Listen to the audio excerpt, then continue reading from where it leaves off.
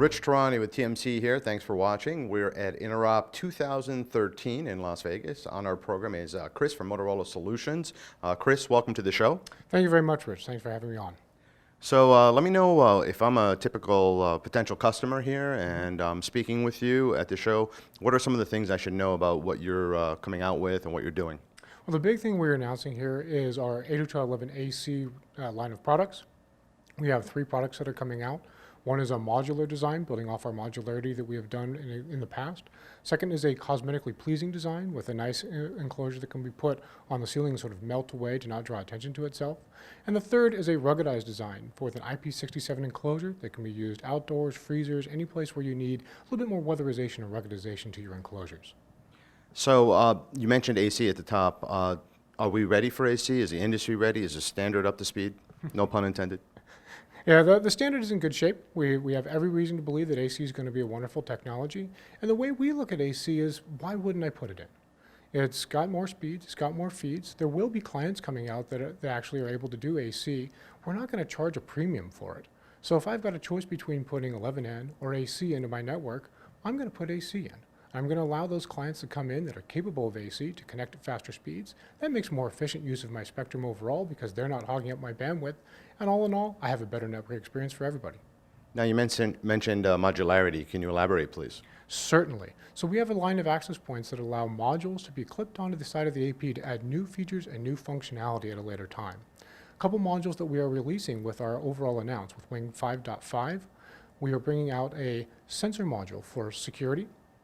We are bringing in a LTE backhaul module to allow for backhauling data across a LTE link instead of across the wire.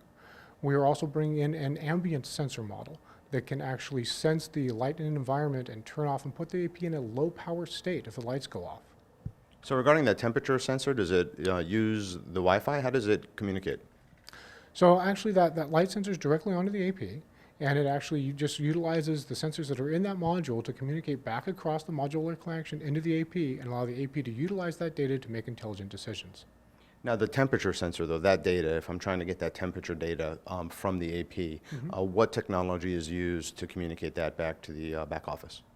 So if you're trying to query the information that sensor is detecting, you can do that via SNMP. You can also just pull it directly from the AP. So there will be controls and an API put out that allow people to get that information and funnel it to the applications that they want to funnel it to.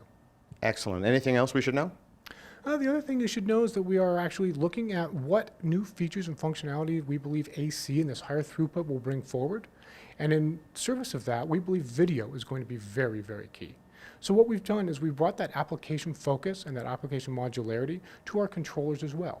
And we brought a new application on our controllers that we're calling content caching. That allows us to cache content on those controllers so that when someone hits that wireless network, queries content, be it a video, be it a large file, instead of having to traverse the WAN, potentially having a bad connection and potentially having a bad experience, that cached copy can be served directly to them. So what they experience is very quick connection and very quick access to data, rather than a slow connection and unpleasant experience with the wireless. So I guess a use case there would be someone within an organization finds a YouTube video, an instructional YouTube video, or even a commercial that the company is rolling out, and they send it out. They send the link out to thousands of people within the organization.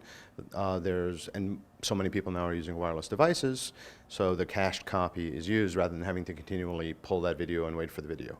That's an excellent example. So YouTube videos, it can even be internal corporate videos that are hosted on a centralized server, but you want to push out.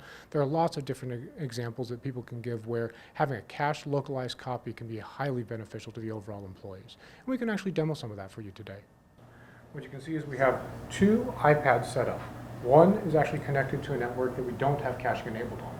One is hooked up to a network that we do have caching enabled on. We're going to try and query the exact same video on both iPads, and we'll see what the experience that the user has is. As we can see, the iPad is pulling from a cached copy, despite the fact that he believes he's going out to YouTube. It's a wonderful video experience. The video starts up immediately.